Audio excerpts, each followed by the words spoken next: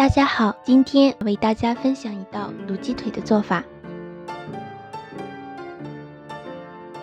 首先，我们需要准备的食材有700克鸡腿、21克老抽、29克蚝油、40克生抽、25克黄豆酱、6克小葱、11克盐、3颗鸡蛋、10克葱、2个八角、1克桂皮、5克姜、2片香叶、3个辣椒、10克冰糖。首先，我们需要将水倒入锅中，将鸡蛋轻轻地放入水中，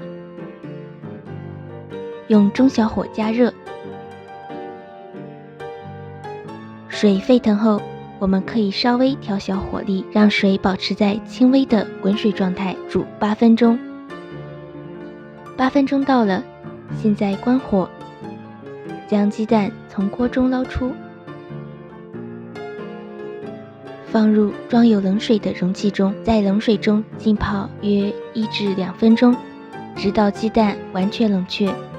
然后轻轻拍破鸡蛋壳，将壳剥离。用刀在鸡蛋上面划几刀，这样有助于卤汁更好地渗透到鸡蛋中，使鸡蛋更加入味。接下来，我们把鸡腿焯一下水，准备1锅水，然后将鸡腿放入水中，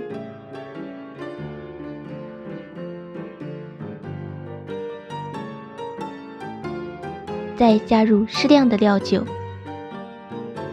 焯水时间在5分钟左右。在焯水的过程中，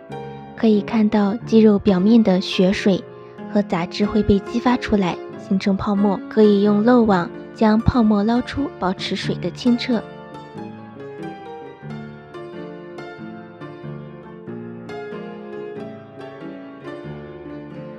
焯水后，将焯过水的鸡腿捞出，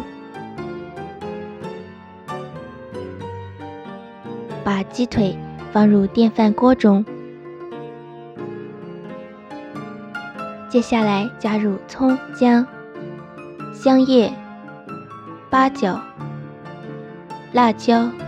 桂皮、冰糖、生抽、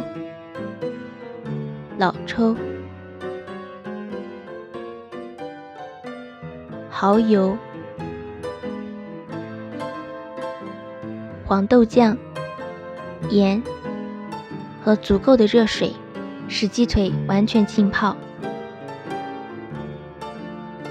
最后加入鸡蛋，盖上锅盖炖30分钟。